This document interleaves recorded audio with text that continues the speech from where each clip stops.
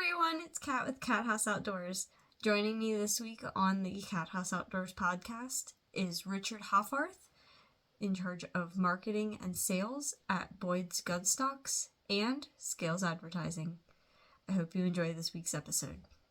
All right, so today I am here with Richard Hoffarth. He is part of the outdoor industry. We met, I don't even know how many years ago now. It's been a couple of years, maybe 2018, I think.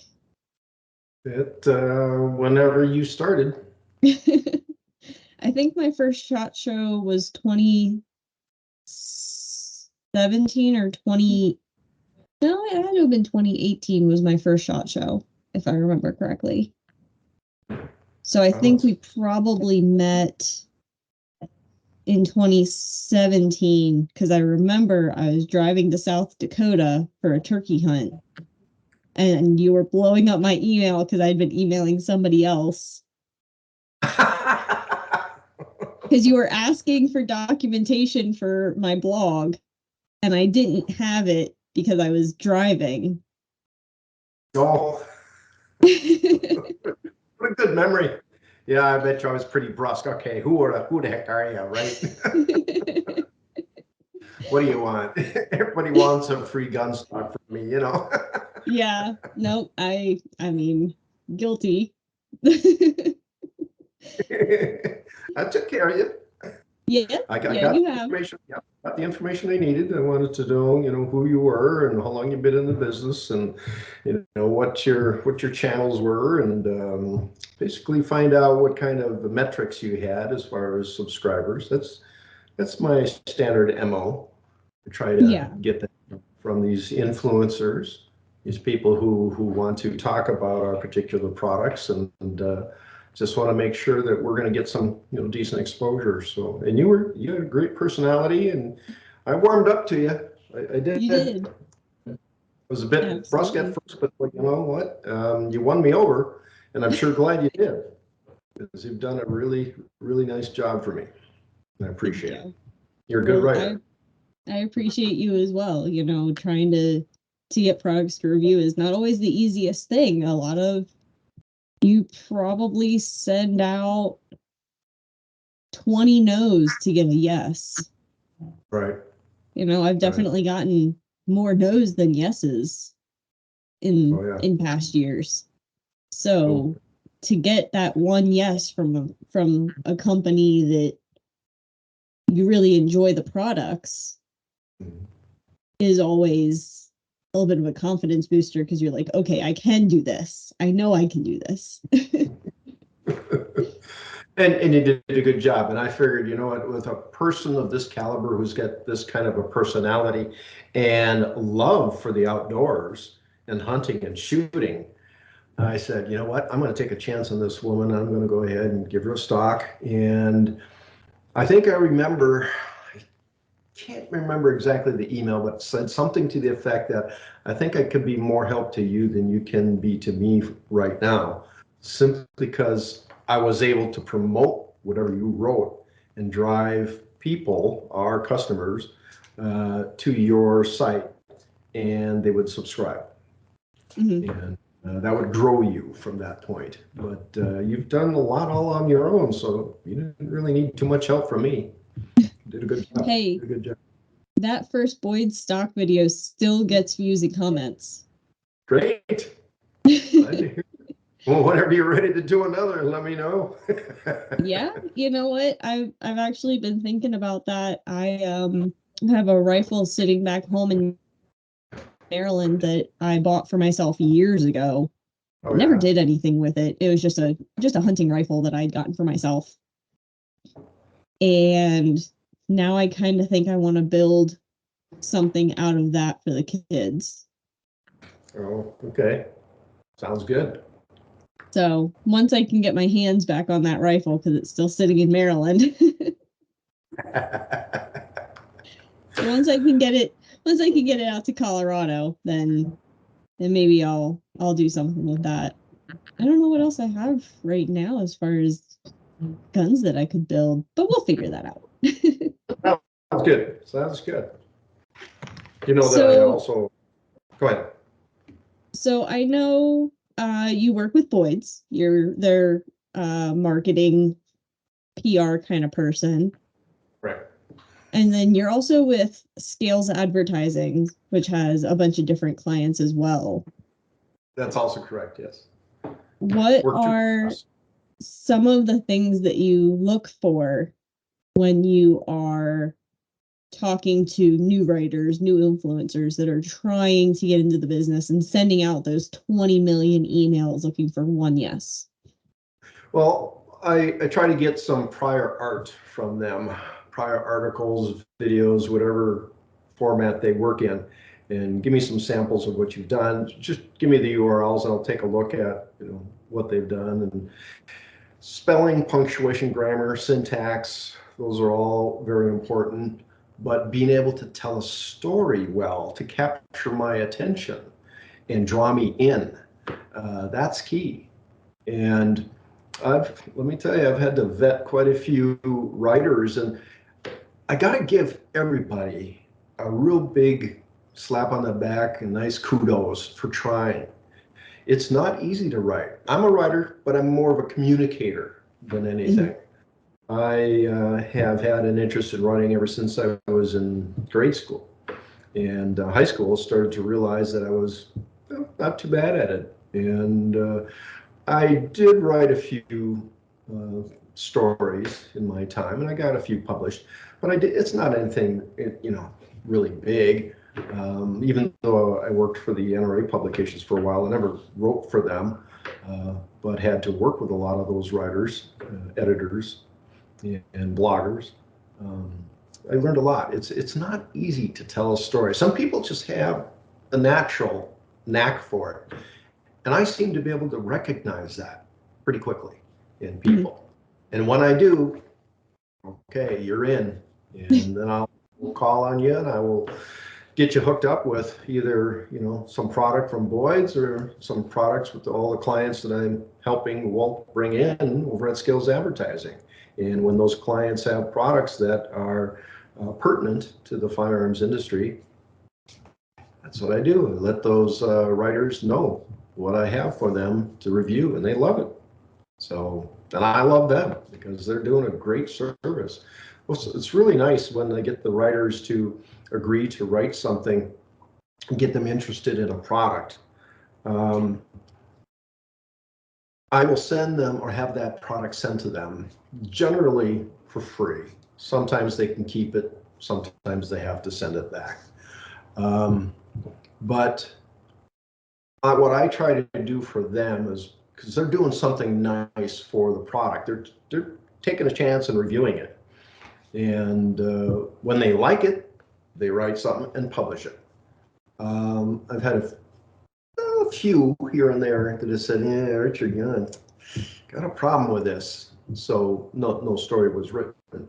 But what I try to do is pay them back a bit by making sure that the client goes ahead and promotes the URL link wherever that article or video was published, so that it does drive people to that content to be consumed. So people can find out more about it and see if they want it, and that can drive sales. So it's a win-win situation for everybody. I mean, the people win, the people who are reading or seeing the video. The creator of the product is winning because they get more exposure, and the writers are winning because we're driving content or driving people to their content, and that's what it's all about. Yeah, and trying to drive traffic to content is not the easiest thing either. I still have a decent following on all of my social media, even during my hiatus that I took off from the industry. But trying to start something totally new like this podcast it's difficult, even if you already have a following. You got to really push anything new you come out with, because otherwise the algorithm's not showing what you have come up with since you haven't been online in a while. Right. It's so hard to get started, but once you are started, is if you keep at it, it'll just continue to grow if your content is good and people like it. And there's all sorts of different kinds of people out there. And so it's amazing to me how many different pieces of content are out there. Some are just silly as all get out, and some is super serious and technical and science driven. I myself spend hours in the evening, instead of watching TV, I'm on YouTube. I'm consuming all sorts of content there because I'm learning so much. I wish I could go to school every single day, but that's what YouTube is doing for me. When I was a reporter for 22 years, one of the things that I used to love about that particular job, I was a freelance court reporter, so law firms would hire me to take verbatim testimony in depositions. I was like a fly on the wall. I would sit on the end of the table, and you've got defense on one side and plaintiffs on the other side, and the witness next to me. And I was getting an education every single day. I was reporting depositions of engineers, doctors, lawyers, CFOs and CEOs. I was learning accounting. I was learning about products. Let's see here. There was national defense stuff that I did. I was just absorbing it. And that's what the internet does. That's what today is all about. It's content. Content is king. I learned that at the NRA for sure. Content is king.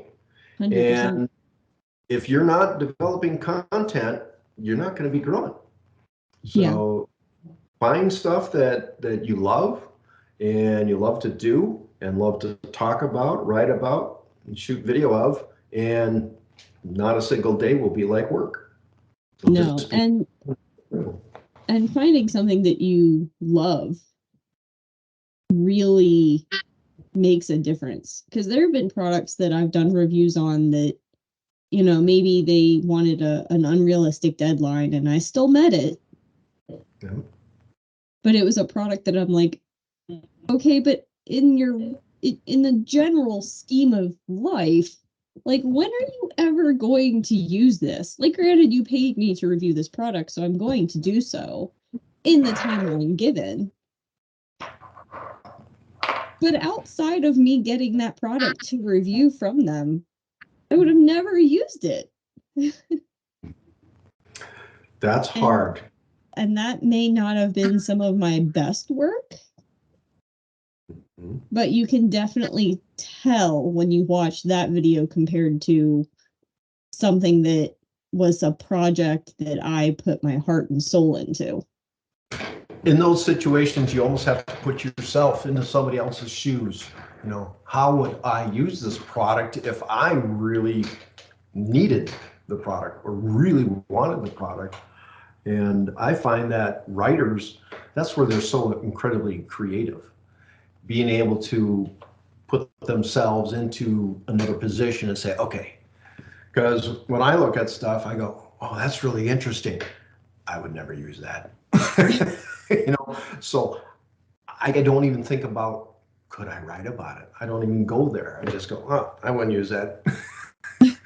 But when the product interests me, which is pretty much everything that I can find a use for, that I like. I really appreciate people who are creative and can create a new product just out of thin air because there was a need.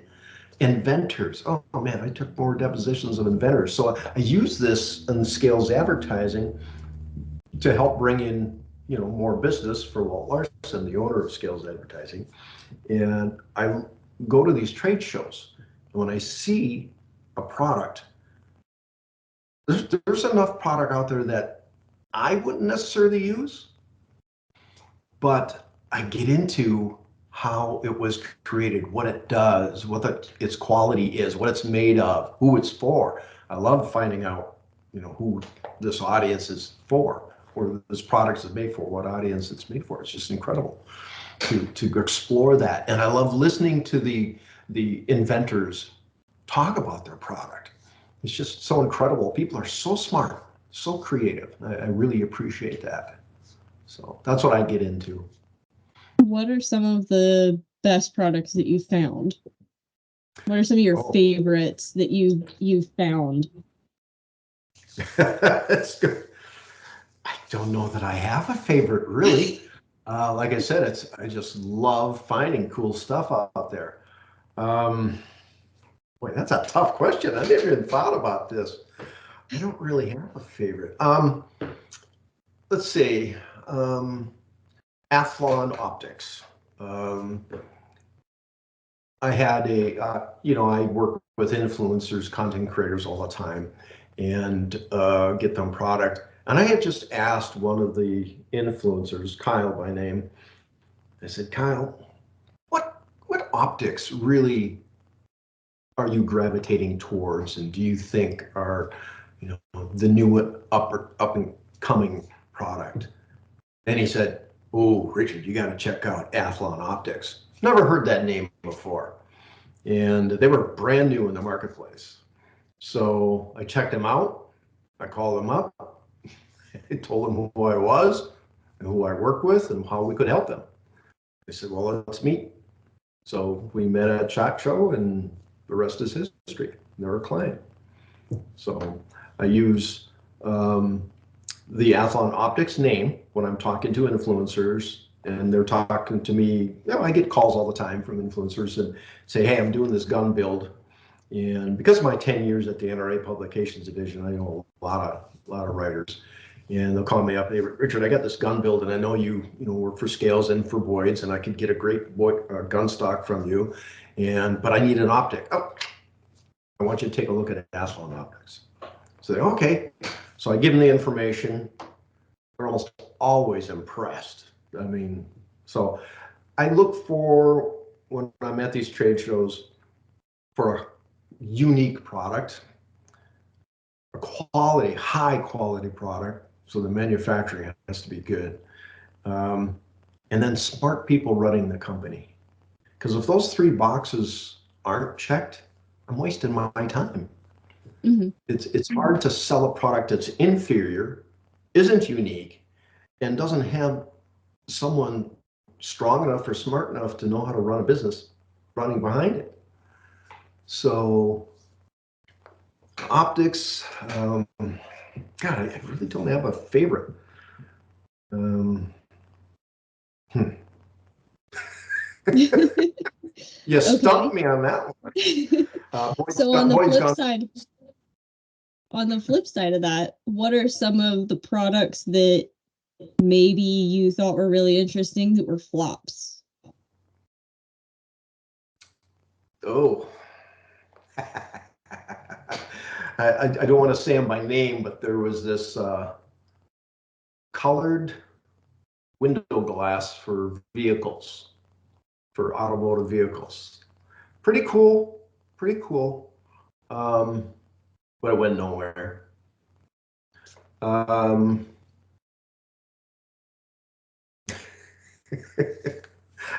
You stumped me again. See, I don't really. I think it's only happened to me twice now, where I picked an absolute flop, and that was just in the beginning. But I've been very, very careful ever since those two flops. Basically, I don't like to talk to people who make a Me Too product. That's something just like somebody else makes, is not unique. So, I'll talk to them and find out, I guess it isn't all that interesting. Mm-hmm. Or it isn't unique. And then I find out that, well, thanks so much. And I move on. Mm-hmm. Really looking for that very special, unique product. And there's a lot of it out there that basically solves a problem or an issue that people have. And I didn't find the Yeti coolers product. Walt Larson did. And that turned out to be a $2 billion a year business. Skills Advertising built that to $500 million. And before the Yeti company was bought out by a big New York investment firm. So, and of course, when the company like that gets bought out, they bring in their own marketing group. So, Yeah. and then Scales was out, but that's what Scales does. That's what we do. We grow companies so big that they get sold and the people walk away very, very wealthy. So I should have made a list here. I didn't know you were going to ask me these questions. It's very good. Speaking of Yeti, what do you think about the Yeti buying Mystery Ranch? That was an interesting one. Well, when you have $2 billion a year coming in, I guess you can do just about anything, right? Since we don't represent them anymore, I guess I can say, okay, whatever. I mean, Mystery Ranch is a pretty big company as well. So it'll be interesting to see what happens with that. See kind of how the quality, if the quality will go up, if the quality will go down, what customer service will be like. Is it going to stay the same? Is it going to change? Yeah, change is inevitable. Well, right? Yeah, but there's change for the better and there's change for the worse. That's why I said what I said the way I said it. It's a safe answer. Change is inevitable. I could have been a politician at one point. I know how to walk that fence, No, pretty cool stuff. So, if you don't mind, you mentioned that you were a court reporter. What's that like? Oh, court reporting. If you tie a rope around your waist and tie the other end to the bumper of a car, and your 12-year-old kid gets in the car and just takes off, that's what court reporting is like. You either run as fast as you possibly can or you get dragged to your death. So I sit in a deposition with a steno machine, which is not a typewriter. I can write 5-word phrases with one stroke of all the keys, like chords on a piano. So I do chords, and that writes several words all at once. And I listen to the questions and the answers, and I take everything down, and I have to write a cue for a question, and then write the question, and then I have to write A for an answer, and then write the answer, and do that at speeds of 265 words a minute or more. Oh. So yeah. And right now, at my age, I'm still typing on the keyboard, on the computer keyboard, about 85 words a minute. I used to be 95 words a minute with 99% accuracy. So it was interesting. And I think that's where I've got my love for the creative people of the world. I would often report depositions of people who had 2 or 3 degrees. A couple of them had 7 and spoke 7 languages. Oh, wow. And they were talking about, like I said, the defense stuff. I signed non-disclosure agreements, top secret stuff. I did some cases where a person involved in organized crime was giving a statement to basically turn over some evidence so that the bad guys that he worked for could get sent to prison. And he was going into the witness protection program the next morning. So like film noir type stuff, I got a call, and this is before cell phones. So I got a call on my landline and was told to, if I wanted to work on this particular case, and I, identified who the lawyer was, and I knew he had a really good reputation. So I said, yes. And so he said, okay, go to this particular location. There's a phone booth on the corner. at 9:30 p.m. You have to park 2 blocks away by this particular alley. Don't have any identification on you. Take the license plates off your vehicle. No driver's license. Don't have anything that you can be identified with. Just bring your steno machine. Okay. So stand there by that phone. It'll ring precisely at 9:30. From that point, I will give you directions as to where to meet me next. So then I did that, got in my vehicle, drove to the next location, and there was a black sedan, tinted windows black. And I had to get in the back seat of this thing, and they drove off. We got out of town. They turned their lights off. We're out in the country. So this is like about 10:30 now. And turn the lights off. We're driving for like 15 minutes down these dirt roads with the lights off. Oh my God. Yeah. I had guys sitting to the left of me, a guy sitting to the right of me, and they were carrying, concealed carry. And reported depositions in a shack out in the middle of a farmer's field where woods was, out in a shack. And they had one little lantern, gas type lantern hung from the rafter of this ramshackle shack. And I was reporting testimony, and this witness came in with a stack of documents about that high that were still warm from the copy machine. He was copying. So I reported that until about, 10 or 11, about 11 p.m. or 11:30, maybe midnight, somewhere in there. It took a while to get there until about 2 or 3 a.m. And then they wanted the transcript by 9 a.m. So I had to rush home and transcribe all this stuff. Then I had to change all the names so that they were just like Joe Blow and Jane Doe kind of stuff, but I had to create a key code. Yeah. Film noir stuff, let me tell you. Wow. I've been in every prison in the state of Minnesota, taking testimony from criminals who were serving time, as they were providing evidence for someone else, some other bad guy, to get arrested and sent to prison. It was fun. It's like a fly in the wall. Yeah, I got to hear things that the general public are just now starting to hear about. Mm-hmm. Yeah. Very exciting. But the problem with doing that, I was a real-time reporter, so you see the closed captioning stuff on TV.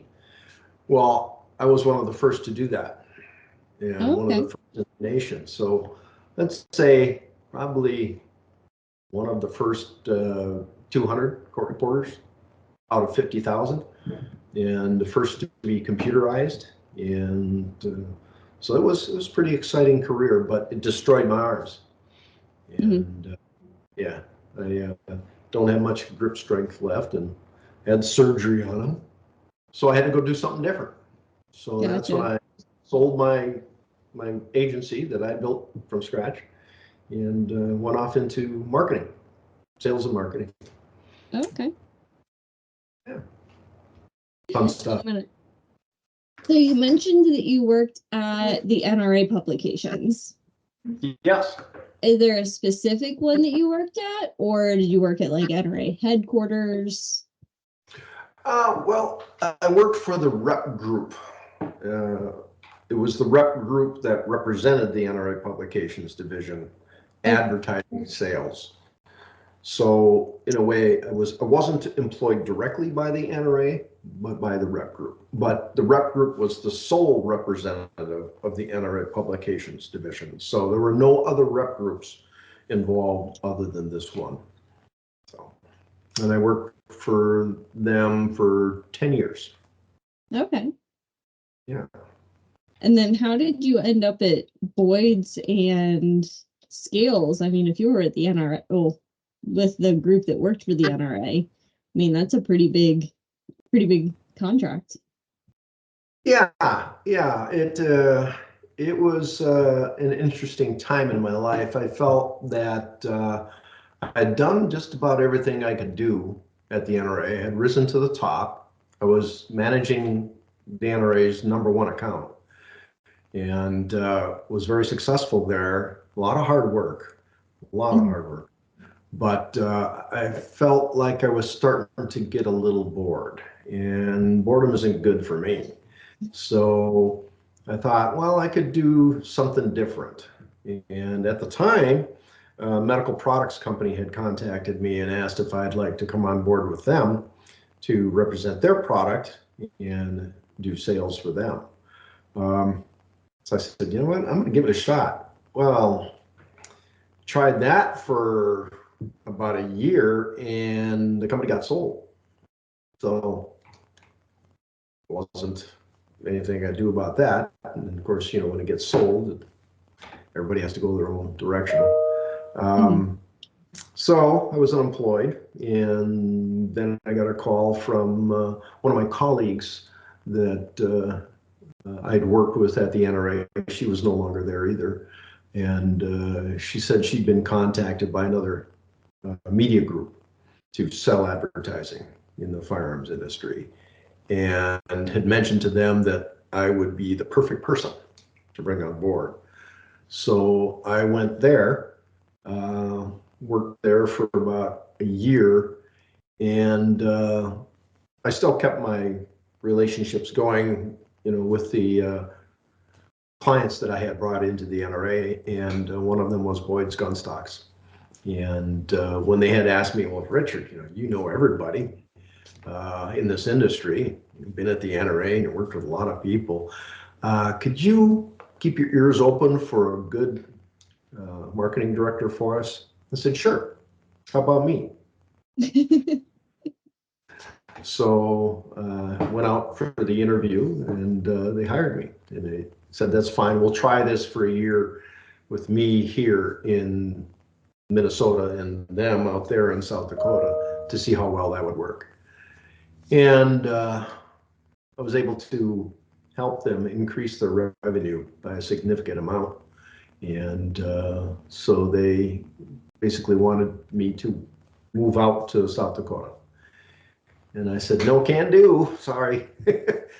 My wife is one of the lead reporters in the whole Hennepin County District Court. And just has a great job, great pension, and she loves what she does and she's good at it. So I said, I'm not leaving. I'm Mhm. sticking with her. So they offered me a lesser position where I wouldn't have to move out there.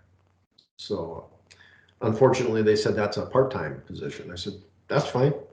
So I called up Walt Larson, who I had hired to help me reach those marketing goals over at Boyd's Gunstock, and got to know Walt all over again because I'd worked for him as a copywriter back in 2000. Um, so Walt and I knew each other. So he said, sure, come on board. I said, part-time? He goes, well, I'd like you full-time. I said, nah, let's do part-time first because I don't want to leave Boyd's. I really enjoy that. So, okay. So I've been working for two companies ever since 2016, the fall of, the fall of 2016. So, Okay. yeah, it's a lot of fun. How is it working full time for two companies? That's got to be hectic. Well, they both said it was part-time, but nobody understands part-time performance.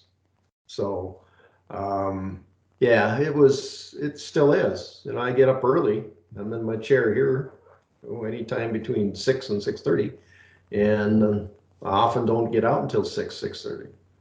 So, hey, it's a lot easier than court reporting, let me tell you that. My court reporting schedule was generally 4:30 a.m. until 10 o'clock at night.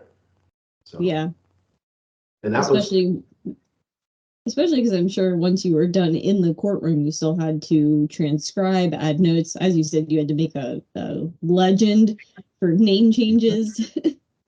Exactly. Well, you have to transcribe that stuff. So that's why I got into the real-time translation and figuring out that if I wrote it perfectly enough the first time, it would come out looking beautiful. So all it had to be was proofed. So spell checks and things like that, and commas and punctuation. So I had four scopists, editors, proofers working for me. So I was out there taking the stuff down. So I wouldn't have to do all that editing. But I still had to stay up so long to get things going. And then I had, at the height of my career, at the very end there, I had 13 court reporters. Oh, wow. So, yeah. But, yeah, I grew the business. It was fun. But I love the firearms industry, the outdoor industry. It's people are so nice in this industry. Just wonderful to talk to and easier to reach. When I did medical product sales, there were like 5 gatekeepers that I had to try to get through before I could get and talk to a doctor, for crying out loud. And I had pretty good medical terminology, under my belt, so I could speak the speak, and I could walk the walk, kind of. But it was just too difficult to make the sales. I was ambushing doctors in the parking lot at the end of the day. Oh, here he comes now. Get out of my car. Doctor. Hey, I'm like a stalker. I've done that at SHOT Show before.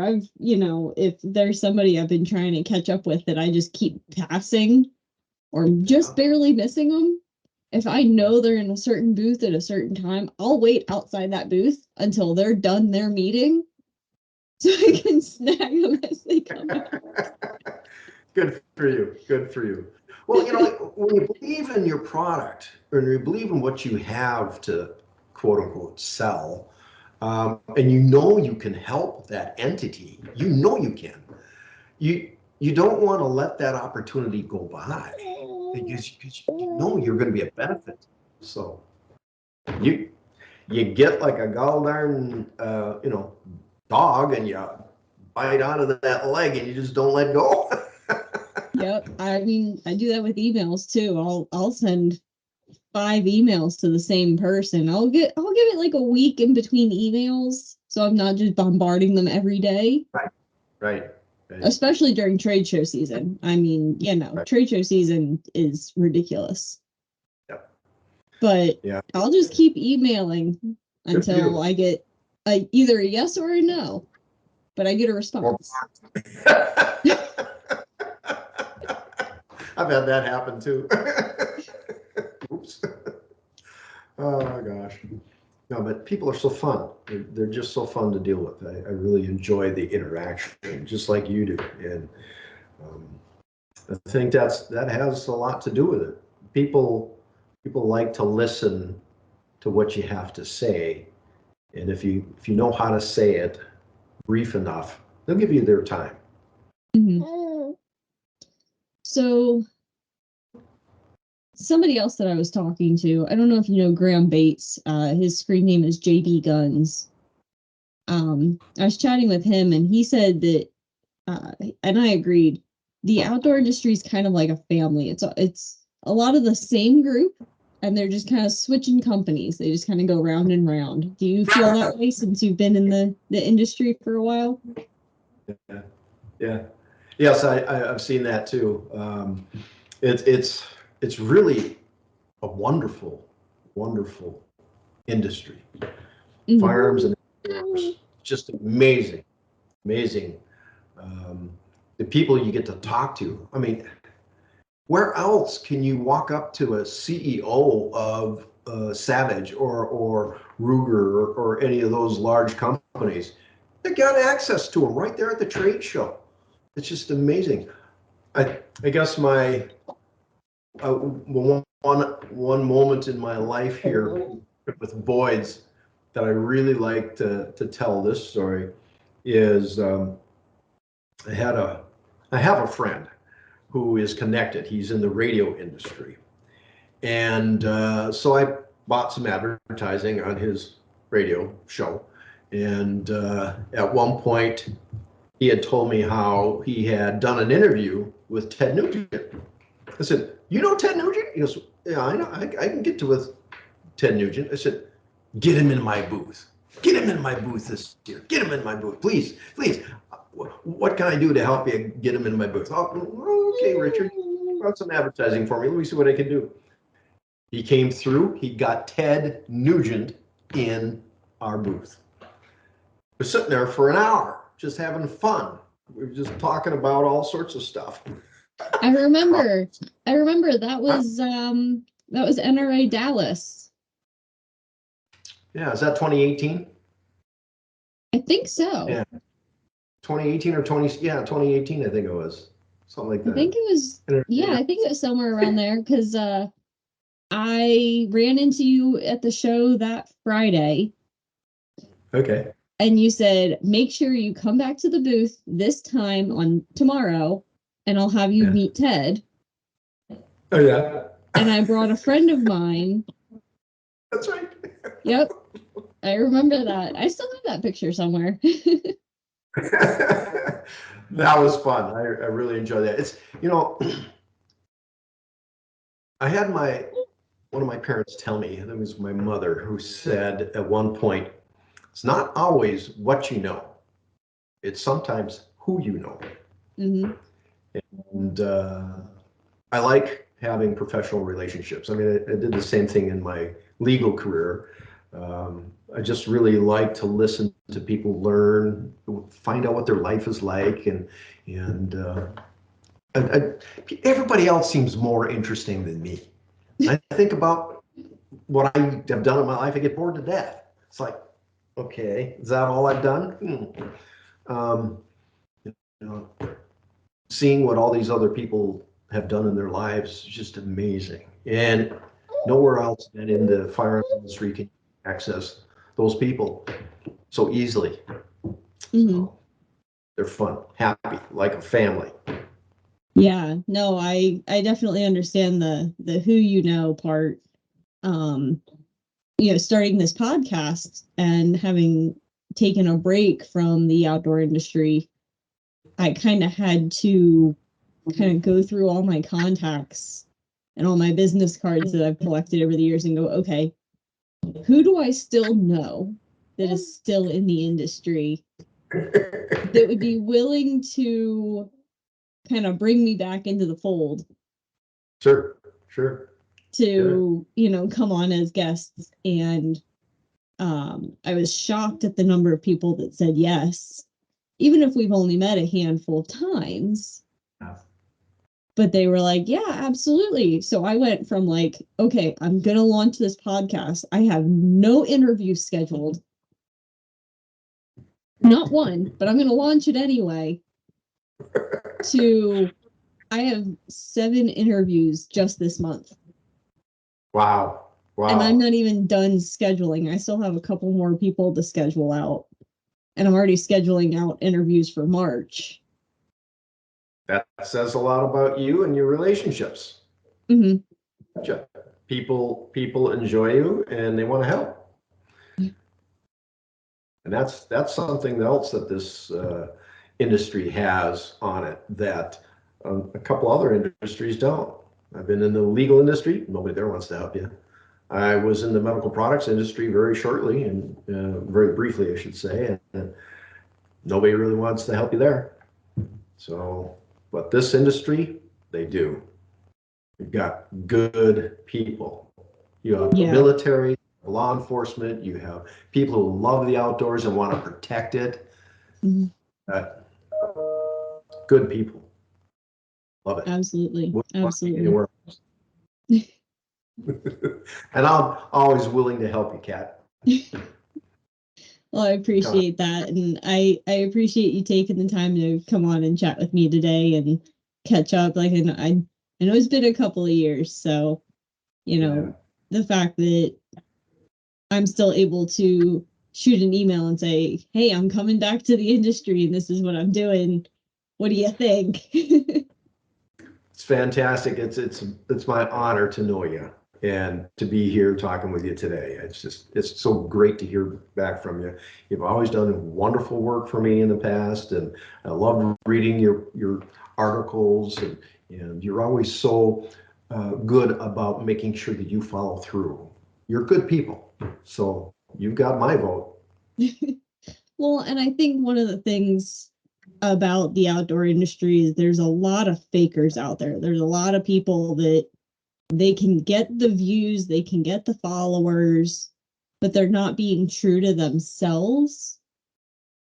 They put on a show to get the likes. And I feel like those people, they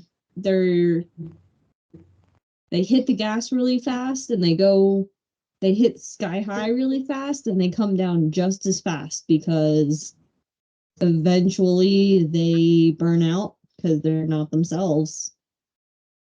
Yeah, well, when you get to the core of who you are, and if there's nothing there, people can see that.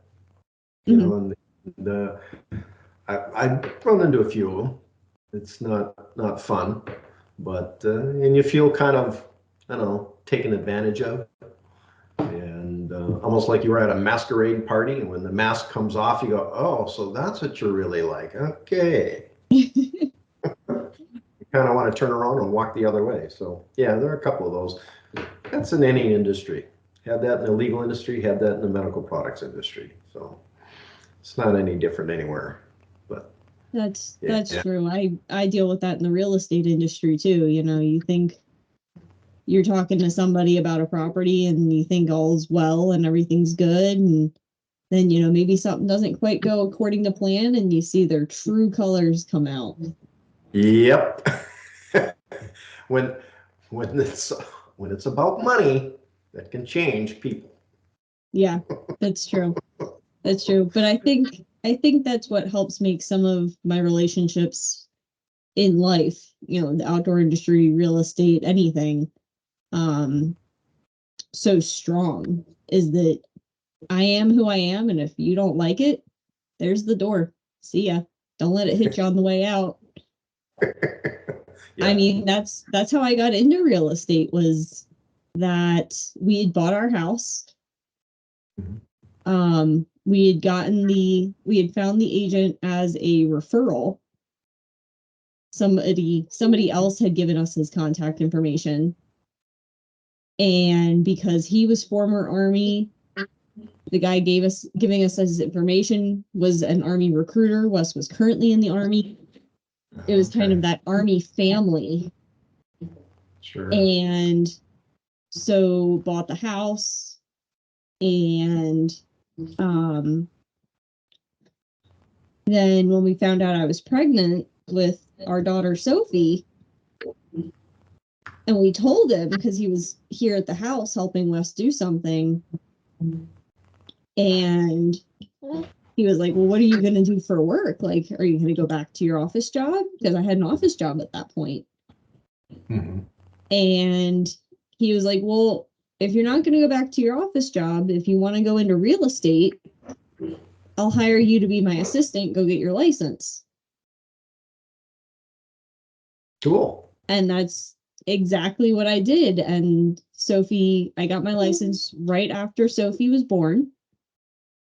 Here I am 3 years later, still with the same brokerage, which a lot of agents can't say that they've been with the same brokerage right out the gate for so long. And you know, he's like family to us. When Wes got into his car accident at the beginning of last year, because this guy lived closer to the accident site than I did, he went and picked him up from the accident so the cop didn't have to sit there and wait. Wow. And then I just went and got Wes from his house. Okay. Wow. That's good. Yeah. So, no, I think that's what makes people like you and I relatable, is that we are people. We're realistic. We're not like some of these influencers you see where their house is absolutely perfect all the time. in front of the camera. I just finally got my den here redone. I did it myself. It took a number of years, but yeah, no, things have not always been perfect. It's just get the job done, work with the people, make sure you help them. I believe in the paying it forward type of thing, and you're the same way. And I'm sure a lot of the people watching this podcast are the same way. Birds of a feather really do flock together. So I'm sure your audience are, very much the same. And I'm sure they're great people. So, and very interesting. And they'll be very interesting to follow you and see how the podcast grows and see where your audience goes. And it'll be fun. I think you have a lot to talk about. Absolutely. Absolutely. Well, Richard, thank you so much for coming on and chatting with me today. It's been so great to catch up with you. And I really appreciate it. Okay. Great seeing you again. Take care, Kat. You too. All right. Bye-bye. Another huge thanks to Richard for joining me today. If you want to hear more content like this, follow, and let me know below. Thanks. Have a good one.